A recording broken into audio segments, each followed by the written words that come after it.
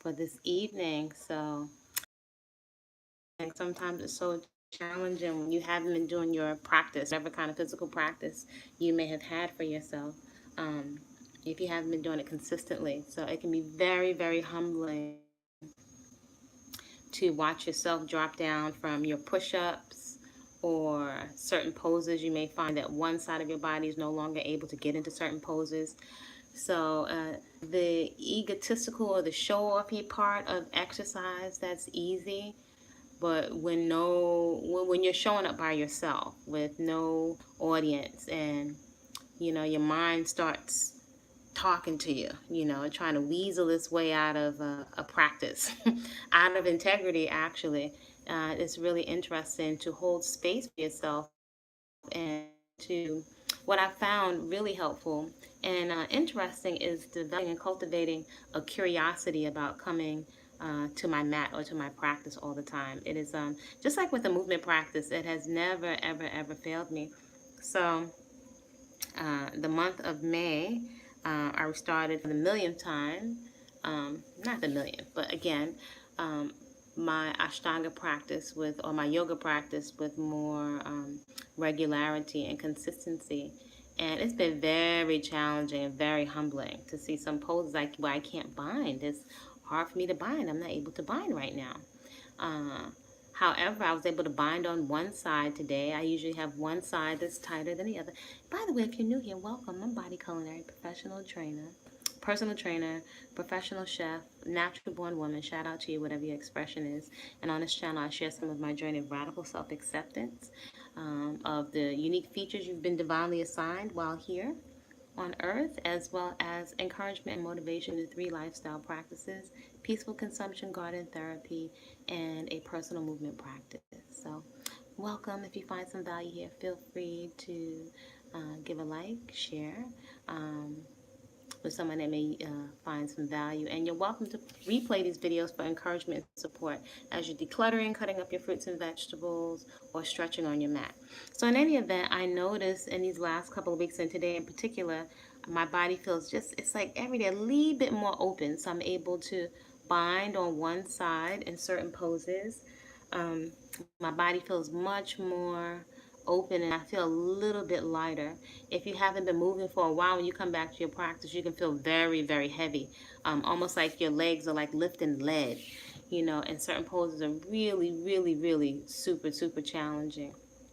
It's humbling to think one day we'll be 100 years old maybe, and I'd like to have some I'm looking forward to still having some kind of a movement practice, even if it may be modified without as many poses. And always something that the garden and a movement practice, where they can really be a living vision board for you, is to see your consistency or lack thereof.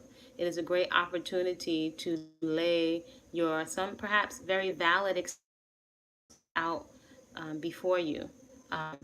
And to just see, your excuses, and they can really run your life. You can allow them to run your life, or you can challenge your excuses. So I'm excited. My curiosity is sparked yet again about the consistency of coming to my practice. I'm watching my body get hotter and sweat during the sun salutations. I can feel my body opening slow. It's such a slow process, which is why it's a good reason to start some type of a movement practice ASAP. That being said, you want to listen to your body and approach in a smart, common sense way. I like to say the ego will take out the host. So we don't want to force our body into certain positions.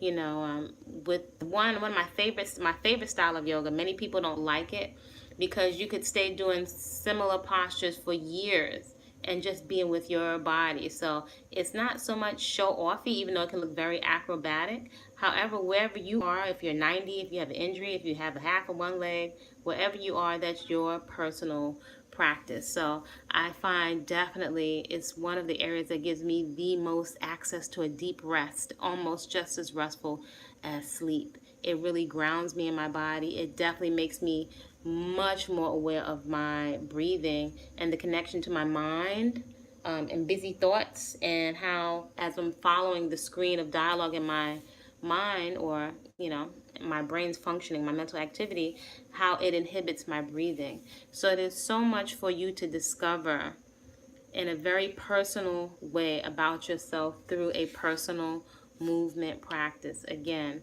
these lifestyle practices won't leave you. They will support you throughout the course of your life, and throughout all the people that come and go. They are something that can remain a constant support for you. So hope you'll join me as these practices, and practicing along with me and moving with me is still, I've made some things available during the month of May. So at 4:30, there is deep breathing, relaxation, and journal writing, Eastern Standard Time. 5 a.m. is Harriet Squats, signature workout, from 5 to 6. So there's a lot of corrective exercise and coaching in there. 12 o'clock during the month of May for my birthday, we are doing some form of nutrition. We had a really nice class today, and I posted the dish, the stuffed squash blossoms and the Lagos spinach. I posted that.